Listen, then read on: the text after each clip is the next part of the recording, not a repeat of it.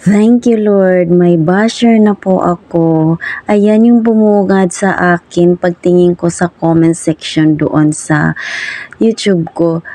Sabi niya, that's so ugly. Ayan, pangit daw yung pagkagawa ng cake ko. Salamat sa iyo, may fans na ako na ganito. Kaya ayan, bumalik na lang ako ng bahay. Kasi babaguhin ko na lang yung cake ko. Kasi ayaw ng fans ko. So ugly daw. Kaya ayan, back to bahay na tayo. Dalhin na lang natin ulit yung cake.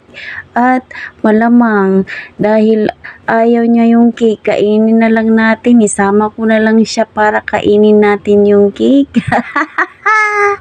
Pero sa kabilang banda, ito yung comments ng nag-order sa akin. Wow, ang ganda daw ng cake.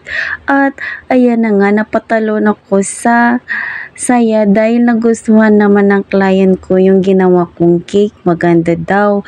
Pero may isa tayong fans, ayaw niya sa cake. So ugly daw. So ugly ba yan? So ayan guys, simulan na natin tanggalin yung mga letters na ginawa ko dyan sa cake. Kasi ayaw nga niya guys.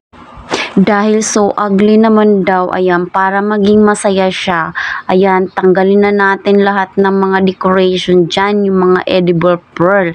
So, ayan, inisa-isa ko na mga kabakes pagtanggal ng mga edible pearl. Tapos, ayan, isusunod na natin yung happy birthday. Ayan, dinadahan ko na mga kabakes dyan pagtanggal para namnamin niya naman kung gaano kahirap maglagay dyan ng happy birthday na yan na hindi lang matanggal dahil malayo yung dideliveran ko. Dapat maganda yung pagkalagay dyan at hindi malaglag. So ayan, sisimulan na natin tanggalin yung ini-spray ko dyang edible luster dust.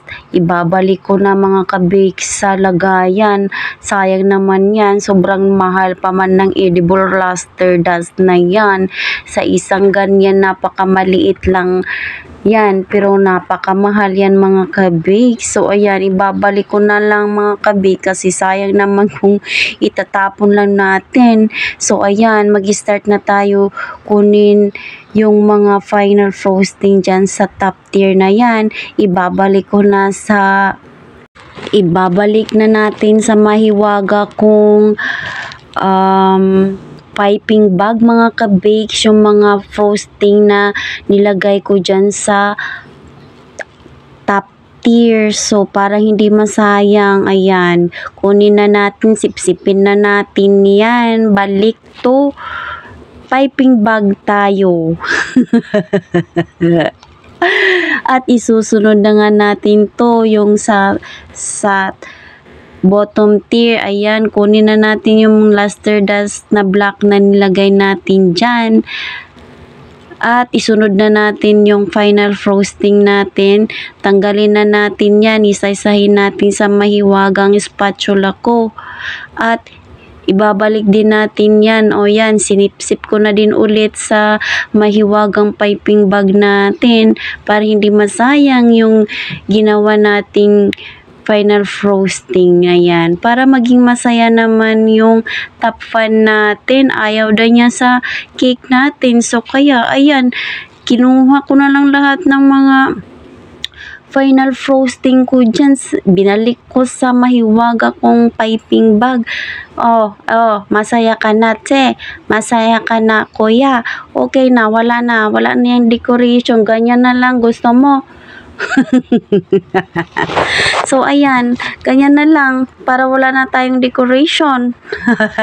So salamat sa mga lahat ng mga basher ko dyan. Have a nice day everyone.